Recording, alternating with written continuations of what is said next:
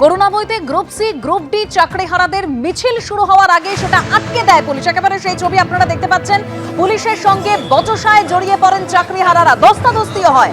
অযোগ্য না হওয়া সত্ত্বেও 9 মাস ধরে তারা বেতন পাচ্ছেন না, তাদের বেতন ফেরত দিতে হবে, চাকরি ফেরত দিতে হবে, এরকমই দাবি করছেন বিক্ষোভকারীরা। চাকরি ফেরতের দাবিতে বিকাশ ভবন অভিযান ছিল চাকরিহারাদের এবং সেই মিছিল শুরুর আগেই পুলিশ আটকে দেয়।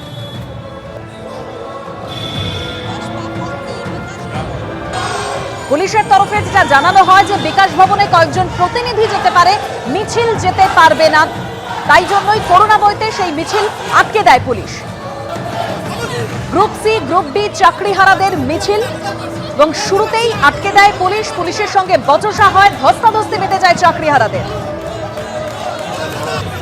ঠিক কি দাবি করছেন চাকরিহারা, কোন দাবিতে তাদের আজকের এই মিছিল, আরো বিস্তারিত আমরা জানবো আমাদের প্রতিনিধি কৃষ্ণেন্দু অধিকারীর কাছ থেকে। কৃষ্ণেন্দু, দেখো, গ্রুপ সি এবং গ্রুপ ডি যারা 2016 পরীক্ষা দিয়ে এবং চাকরি পেয়েছিলেন এবং সুপ্রিম কোর্টের নির্দেশে তাদের চাকরি বাতিল হয়েছে এবং তাদের বেতন পর্যন্ত বন্ধ হয়ে গেছে দীর্ঘ 9 মাস, তারা দাবি করছে যে তারা অযোগ্যদের তালিকায় নেই। 3394 জন তারা আছেন, অযোগ্যদের তালিকায় তাদের নাম নেই, অথচ তাদের নিয়োগ করা হচ্ছে না, তাদের পুনর্নিয়োগ করতে হবে। এই দাবিটি আজকে বিকাশ ভবন অভিযান করুণাময়ী মোড় থেকে প্রচুর সংখ্যক গ্রুপ বি এবং গ্রুপ সি যারা যোগ্য অধিকার মঞ্চ তাদের তরফ থেকে আজকে মিছিল শুরু করা হয়। মিছিল শুরুতেই পুলিশ আটকায়, পুলিশের সঙ্গে বচসা হয়, ধস্তাধস্তি হয়। পুলিশ নির্দিষ্ট বিকাশ ভবনে তাদের যেতে বাধা দেয়। তারপর খানিকক্ষণ আবার পুলিশ ব্যারিকেড ভেঙে তারা এগিয়ে শুরু করে এবং খানিকটা এগিয়েই আবার ময়ূখ ভবনের সামনে পুলিশ তাদের আটকে দেয়। আপাতত ময়ূখ ভবনের সামনেই তারা বসে পড়েছেন এবং তারা দাবি করছেন অবিলম্বে তাদের চাকরি ফেরত দিতে হবে।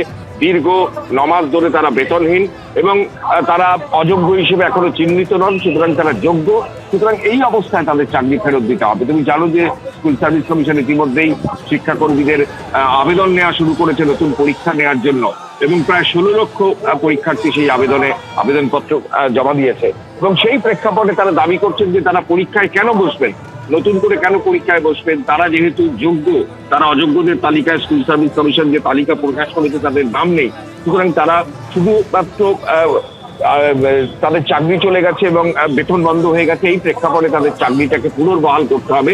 মুখ্যমন্ত্রী এবং শিক্ষামন্ত্রীর হস্তক্ষেপে তারা এই দাবি করছেন। আপাতত পুলিশ তাদের আটকে দিয়েছে বিকাশ ভবনের সামনেই, অদূরেই সেখানে তারা বসে প্রতিবাদ জানাচ্ছে। ধন্যবাদ কৃষ্ণেন্দু। 3394 জন যোগ্য শিক্ষাকর্মীকে নিয়ে সরকার, কমিশন এবং বিচার প্রক্রিয়া সবাই খেলা করছে।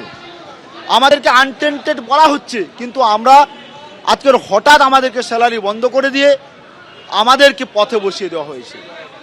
আমাদের স্কুলে যাওয়া বন্ধ হয়ে গেছে।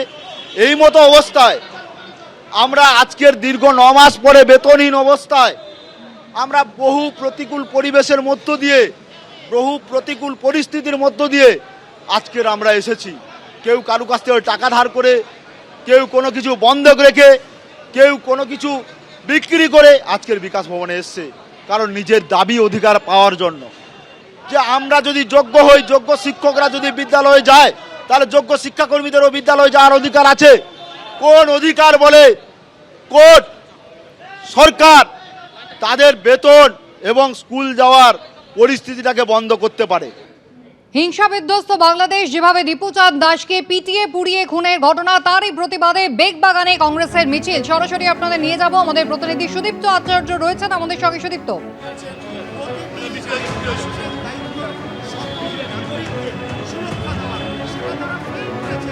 সুদীপ্ত শোনা যাচ্ছে? বেগবাগানে প্রদেশ কংগ্রেসের মিছিল বেরিয়েছে। হিংসা বিধ্বস্ত বাংলাদেশ আর তারই প্রতিবাদে প্রদেশ কংগ্রেসের প্রতিনিধিরা তারা পথে বেরিয়েছেন। আমাদের প্রতিনিধি সুদীপ্ত আচার্য রয়েছেন আমাদের সঙ্গে। সুদীপ্ত, শোনা যাচ্ছে? একদমই, তুমি দেখতে পাচ্ছ সেই ছবি বেগবাগান মোড়ে কিন্তু কংগ্রেস কর্মীরা কলকাতার 4টি জেলার কংগ্রেস কর্মীরা তারা সমবেত হয়েছিলেন এবং বেগবাগান মোড় থেকে বাংলাদেশ উপদূতাবাসের দিকে তারা বাংলাদেশের যে চলতি পরিস্থিতি রয়েছে, যেরকমভাবে মৌলবাদ বাংলাদেশে মাথাচাড়া দিয়েছে, দীপু দাস একজন বস্ত্র কারখানার শ্রমিক, তাকে যেভাবে নৃশংসভাবে হত্যা করা হয়েছে এবং তারপর তাকে পুড়িয়ে দেওয়া হয়েছে তার প্রতিবাদ জানানোর জন্য কিন্তু তারা বাংলাদেশ ডেপুটি হাই কমিশনের অফিসে ডেপুটেশন দেওয়ার জন্য এসেছিল, কিন্তু এখানেই কিন্তু তাদের আটকে দেওয়া হয়। কিছুক্ষণ আগে রীতিমতো ধস্তাধস্তির পরিস্থিতি তৈরি হয়েছিল।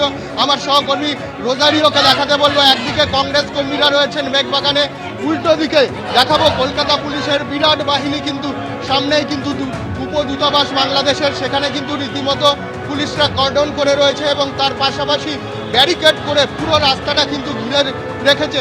কংগ্রেস কর্মী তারা যেটা বলছেন যে হাদির মৃত্যুর পর যে পরিস্থিতি হয়েছে, কংগ্রেস নেতৃত্ব দাবি করছেন একের পর এক সংবাদ মাধ্যমে হামলা, একের পর এক সংখ্যালঘুদের ওপর নির্যাতন, দীপু দাসের ঘটনা সারা বিশ্বকে নাড়া দিয়েছে এবং তারই প্রতিবাদ জানানোর জন্য কিন্তু বাংলাদেশের যে ইউনুস প্রশাসন রয়েছে তাদের কাছে বার্তা দেওয়ার জন্যই কিন্তু তারা এখানে এসছে এবং দেখতে পাচ্ছি বিরাট পুলিশ বাহিনী রয়েছে। উল্টো দিকে কংগ্রেস কর্মীরা কংগ্রেসের পতাকা নিয়ে তারা কিন্তু এখানে সমবেত হয়েছেন এবং রীতিমতো পুলিশের সঙ্গে কিন্তু তারা ধস্তাধস্তির মতো পরিস্থিতি কিছুক্ষণ আগে সৃষ্টি হয়েছিল এবং আবার তারা এগিয়ে যাওয়ার চেষ্টা করছেন, মিছিল করে এগিয়ে যাওয়ার চেষ্টা করছেন।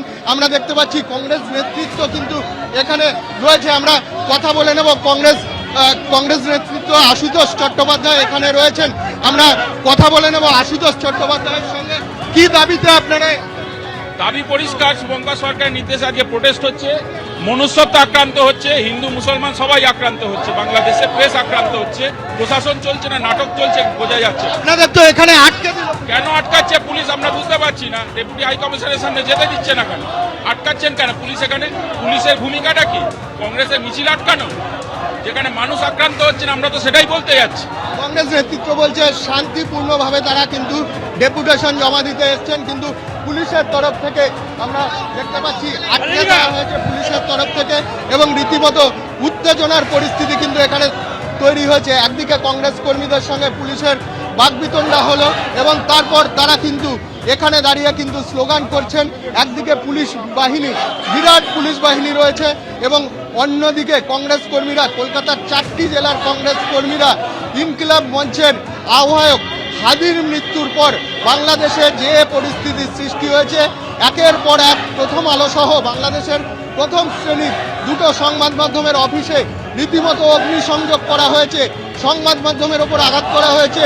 সংখ্যালঘু দীপু দাস, তিনি একজন সংখ্যালঘু দীপু দাস, তিনি একটি কারখানার কর্মী, বস্ত্র কারখানার কর্মী, তাকে রীতিমতো একদল উন্মত্ত জনতা তাদের পিটিয়ে তাকে হত্যা করে এবং তারপর তার দেহ রীতিমতো পোস্টে ঝুলিয়ে আগুন দিয়ে দেওয়া হয়।